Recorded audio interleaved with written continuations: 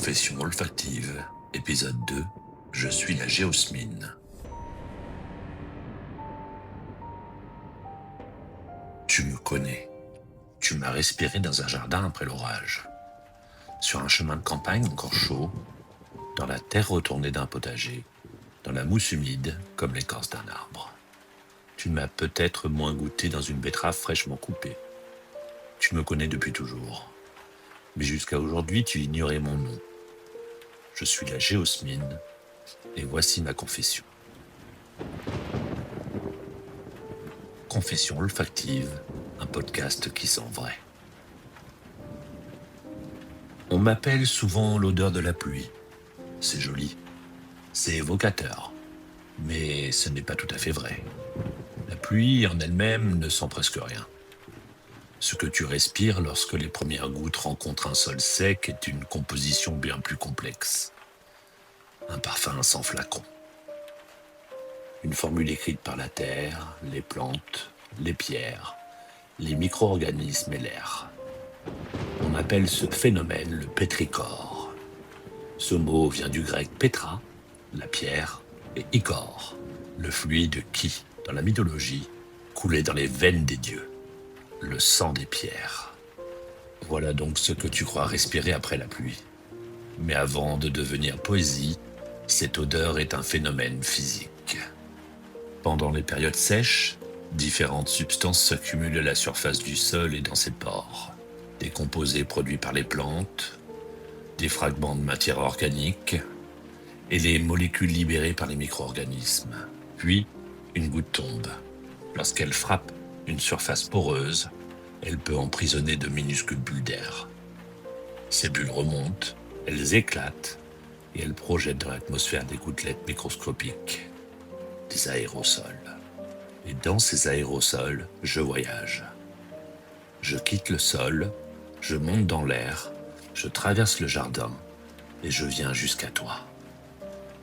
Tu crois sentir la pluie? En réalité, la pluie vient de libérer la mémoire du sol. Je ne suis pas seul dans le pétrichore. Les matières végétales apportent des facettes sèches, vertes, parfois légèrement grasses ou minérales.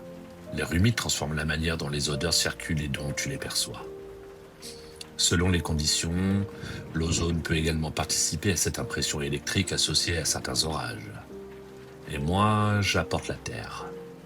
Pas une terre abstraite, une terre vivante. Une terre noire qui colle aux doigts. Une motte que l'on brise entre ses mains. Le dessous humide d'une pierre, le fond d'un pot de fleurs, une cave dont les murs respirent encore, une racine arrachée à la terre qui refuse de la lâcher. Je suis l'odeur du jardin lorsque la chaleur se retire, l'odeur des chemins qui changent de couleur sous la pluie, l'odeur d'une forêt qui semble soudain plus profonde. Je suis particulièrement perceptible lorsque la pluie arrive après une longue période sèche. Les premières gouttes ne lavent pas immédiatement le paysage. Elles soulèvent ce qui attendait à sa surface. C'est pour cela qu'une pluie légère peut parfois sembler plus odorante qu'une averse violente. Elle prend le temps de me libérer avant de m'emporter. Puis la pluie continue, le sol se gorge d'eau, l'air se nettoie et mon odeur s'éloigne. Je suis puissante, mais je ne reste pas. Je suis le moment précis où la sécheresse cède. Je suis une molécule minuscule. Mon nom vient également du grec, gé, la terre, osmé, l'odeur de la terre. Ma formule est C12, H22, O. 12 atomes de carbone, 22 atomes d'hydrogène et 1 atome d'oxygène. Sur le papier, je ne suis que cela. Mais ton nez me détecte à des concentrations infimes. Dans l'eau, quelques nanogrammes par litre peuvent suffire à me faire remarquer. Je n'entre pas dans une composition. Je l'envahis. Je ne traverse pas une odeur, je la transforme.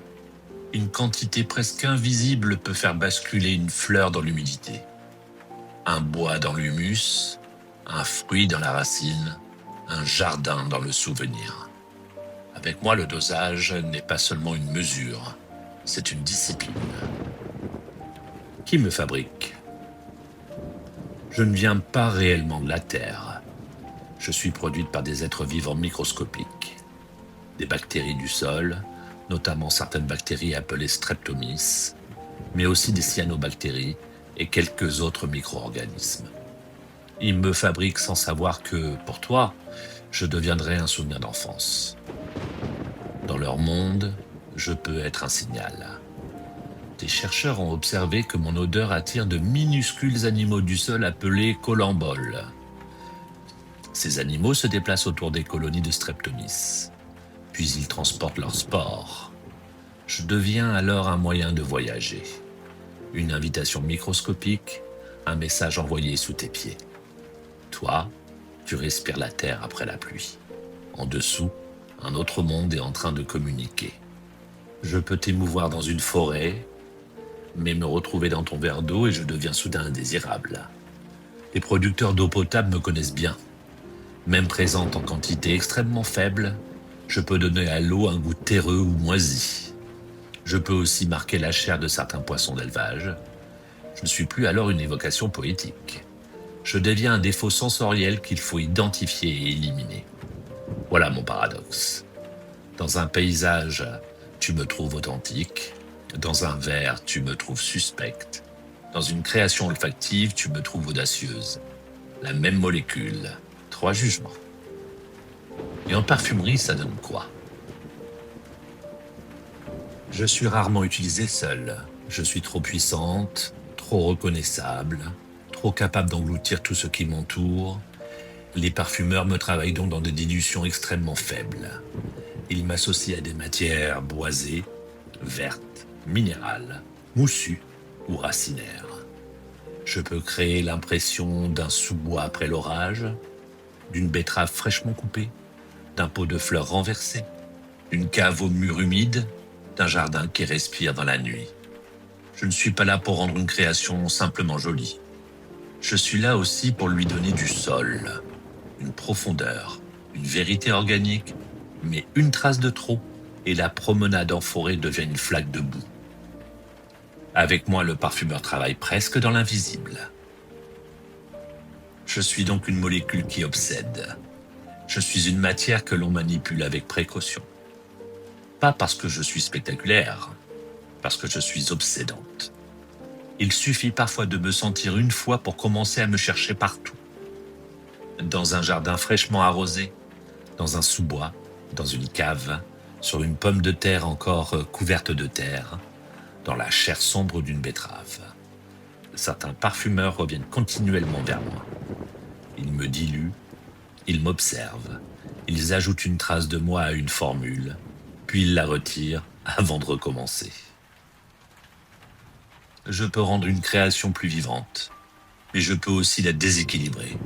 À faible dose, je donne l'impression que le parfum possède des racines.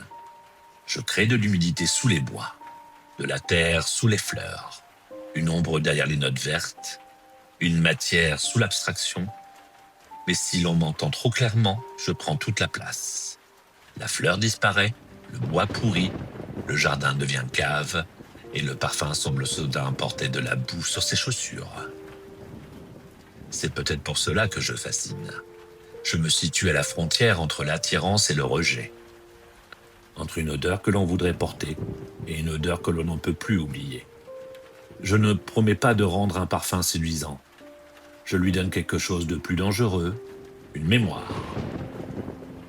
En conclusion, on me croit sale parce que je sens la terre, on me croit sombre parce que je rappelle les caves et les racines.